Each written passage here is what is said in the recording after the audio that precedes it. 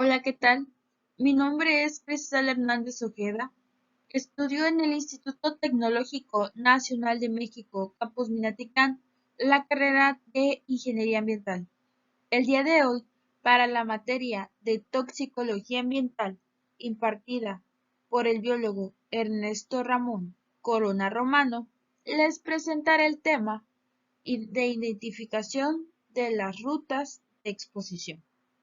En esta presentación veremos qué significado tienen estas rutas, los tipos de rutas de exposición que existen, también los elementos importantes y principalmente la forma en cómo podemos identificar estas rutas entre muchas cosas más.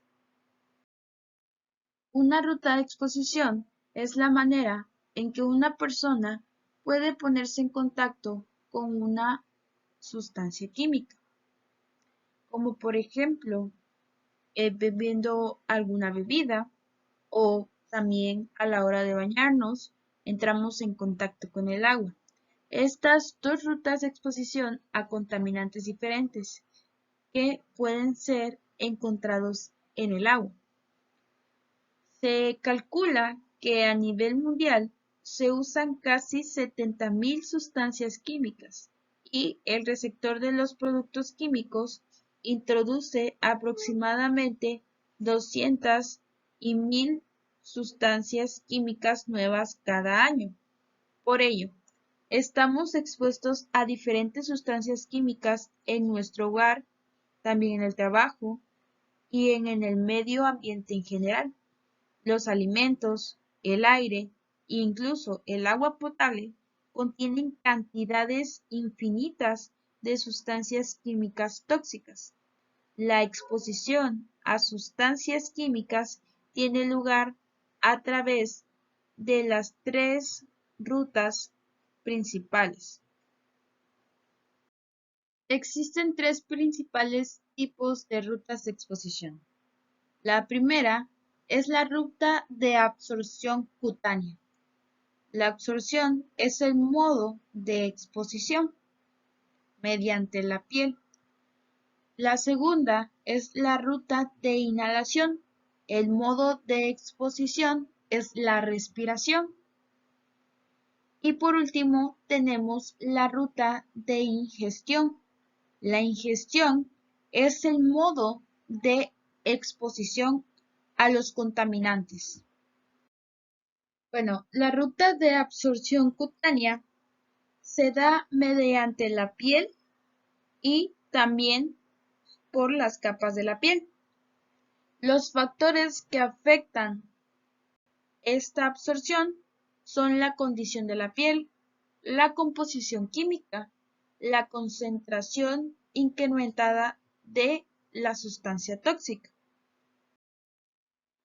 Para la ruta de inhalación se da mediante la respiración y los factores que afectan a esta ruta son la concentración de la sustancia tóxica en el aire, de igual manera la solubilidad de la sustancia tóxica en la sangre y los tejidos, la tasa de respiración y el estado del tracto respiratorio, la duración de la exposición y el tamaño de la partícula tóxica. En la ruta de ingestión, que se da mediante la boca y la faringe, el esófago, el estómago, el intestino delgado y el intestino grueso. Los factores que afectan la absorción de la ingestión son dos, tanto los factores físicos como los factores químicos. En los físicos es el área de superficie del intestino delgado y para los factores químicos el tamaño de la partícula o sustancia y también el tiempo que permanece en el cuerpo, los alimentos que contiene dicha sustancia. Después de ver estas tres principales rutas de exposición, También debemos conocer las otras rutas de exposición que existen. Bueno, los ojos, por ejemplo, son un punto de contacto común para las sustancias tóxicas. El punto primario de contacto para las sustancias tóxicas es la córnea. Los compuestos ácidos y básicos son los tipos más comunes de exposiciones dañinas. Según el grado de la lesión, la córnea se puede reparar a sí misma. La capa exterior del ojo está expuesta por tejido conjuntivo denominado esclerótica. En la parte frontal del ojo, este tejido forma la córnea, la cual es transparente. La capa media del ojo se denomina coroides, la cual forma el iris.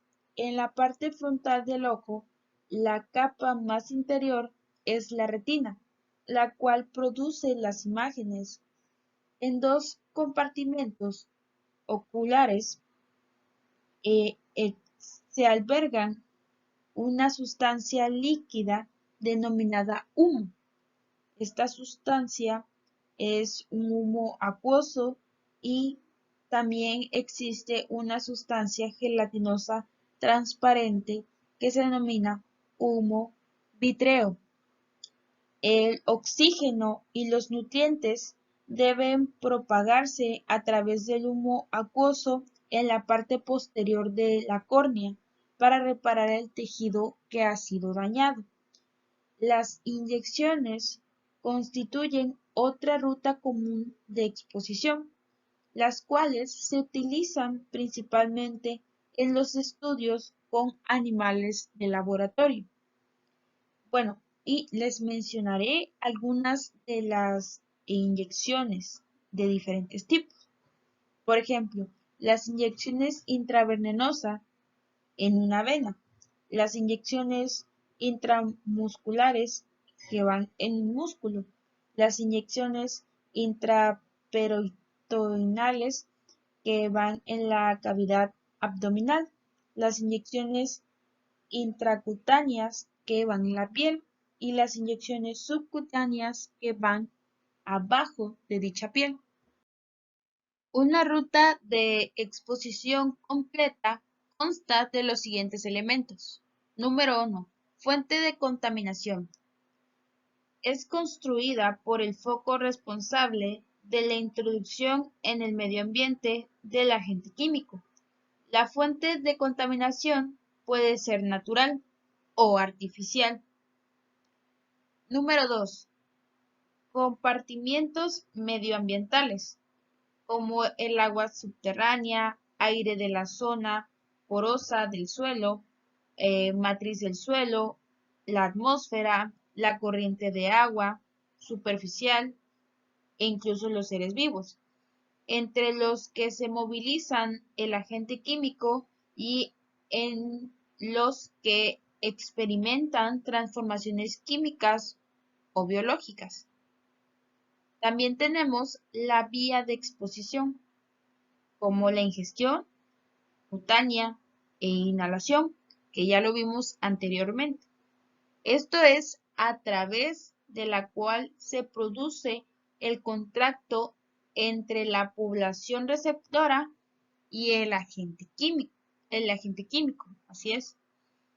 Y por último, la presencia de población receptora en el punto de contacto. Para la identificación de las rutas medioambientales de exposición, se requiere la consideración conjunta de los siguientes puntos. Número 1. Las fuentes de contaminación tienen que ser primarias y secundarias. Los tipos de contaminantes emitidos. El comportamiento medioambiental del contaminante, como el transporte, distribución y transformación. Y por último, la localización de los receptores sensibles. Relación entre la caracterización de las fuentes contaminantes y las rutas de exposición. Debemos saber que la caracterización de las fuentes de contaminación se lleva a cabo mediante una investigación medioambiental, la cual se basa en un muestreo y la realización de determinaciones analíticas que van a permitir identificar los contaminantes y sus concentraciones. Después de dicha caracterización, se establecen hipótesis sobre las rutas medioambientales alternativas y, por último, se realizan los compartimentos ambientales en que constan, así como la conexión que existe entre cada uno de ellos. Punto de exposición. Las rutas completas que constituyan un nexo probable entre la fuente de contaminación y los receptores deben someterse a un tratamiento cuantitativo, en el cual determina los cambios en la concentración del contaminante en los distintos compartimentos, con el único objetivo de determinar la concentración en el punto de exposición. Pero se estarán preguntando ustedes, ¿qué es un punto de exposición? Bueno, el punto de exposición se le considera así a cualquier punto potencial de contacto de una persona con un medio contaminado. Las rutas de exposición están relacionadas con las vías de exposición. Estas vías de exposición son el proceso por el cual una persona está expuesta a contaminantes que se originan desde una fuente de contaminación. Para comprender mejor esta definición de qué es una vía de exposición, bueno, son el método o el medio por el cual a través de él se produce el contacto entre la población receptora y el agente químico, como por ejemplo la ingestión, la penetración cutánea o de igual manera la inhalación. Para que exista una ruta de exposición, debe existir de igual manera una vía de exposición muy completa. Y para que esta vía de exposición pueda existir, se necesitan los siguientes 5 elementos. Como número 1, una fuente de contaminación, como por ejemplo una chimenea de humo en una fábrica. Como punto número 2, medios para el desplazamiento del contaminante, como el agua subterránea, el suelo superficial, el agua superficial, el aire, el suelo subterráneo, los sedimentos y la biota. La biota es la vida animal y vegetal. Como punto número 3, un punto de exposición o un lugar donde las personas entren actualmente en contacto con un material contaminado. Como punto número 4, una ruta de exposición o como los contaminantes entran en contacto con nuestro cuerpo, es decir, la ingestión, la inhalación, contacto dérmico y la absorción cutánea.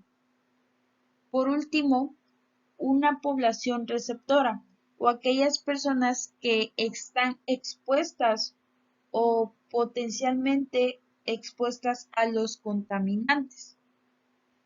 Existe una vía de exposición potencial cuando falta uno o más de los elementos, pero la información disponible indica que la exposición es probable. Existe una ruta de exposición incompleta cuando falta uno o más de los elementos que ya mencioné anteriormente. Y la información disponible indica que no se espera que ocurra dicha exposición. Tipos de exposición. Los productos químicos tóxicos generalmente producen el mayor efecto y la respuesta más rápida cuando se inserta directamente en el torrente sanguíneo. La exposición ocupacional generalmente ocurre por respirar aire contaminado, o sea, mediante la inhalación y o el contacto directo o prolongado de la sustancia de la piel, la exposición dérmica. En contraste, la intoxicación accidental y suicida ocurre con mayor frecuencia por ingestión oral. Los tipos de exposiciones son aguda, que es la exposición a un químico durante 24 horas o menos. También tenemos lo que es la crónica. Esta exposición es a un químico por más de 3 meses. La subaguda, que es la exposición a un químico durante un mes o menos.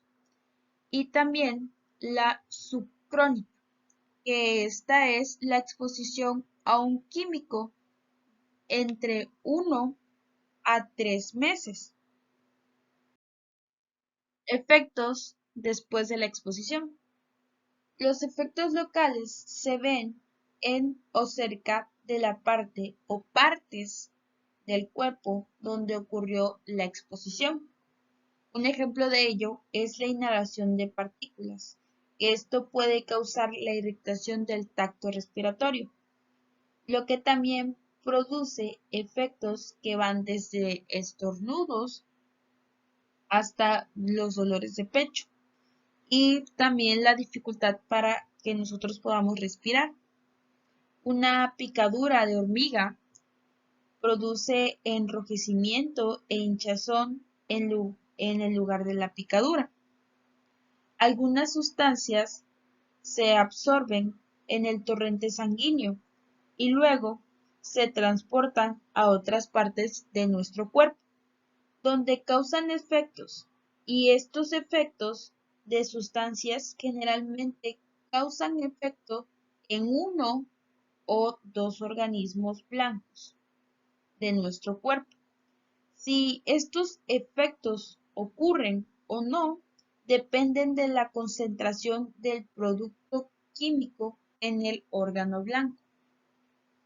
La concentración en el órgano depende de la absorción, distribución, biotransformación y excreción de la sustancia. La biotransformación ocurre cuando una sustancia se cambia de una forma a otra, lo que también puede cambiar las propiedades tóxicas de la sustancia. Por lo general, ocurre en varios pasos, principalmente en el hígado, pero también puede ocurrir en nuestros tejidos o en los riñones, pulmones y también en el tracto digestivo. Algunas sustancias se absorben desde el torrente sanguíneo y se almacenan en tejidos donde pueden no causar un efecto adverso, como por ejemplo, el plomo puede almacenarse principalmente en los huesos largos del cuerpo, pero cuando se libera tiene un efecto tóxico en nuestro sistema nervioso. La excreción de toxinas también es un punto importante porque de esta manera sabremos cómo es que nuestro cuerpo elimina todas esas sustancias tóxicas o compuestos tóxicos que entran a nuestro cuerpo. Bueno, la velocidad a la que se elimina una sustancia tóxica del cuerpo determina si tendrá un efecto tóxico en nosotros. Cuanto más tiempo permanezca una sustancia química en nuestro cuerpo, mayor es la probabilidad de un daño. La principal forma en que un químico se elimina del cuerpo humano es a través de la orina, también por los riñones, los pulmones y el hígado. Recuerden que este tema también ya lo vimos en el video pasado. Por si no se acuerdan, pueden pasar a verlo. Bien, estos organismos son importantes en la eliminación de ciertos químicos de nuestro cuerpo. Por ejemplo, el riñón elimina la mayor cantidad de toxinas que cualquier otro tejido o órgano.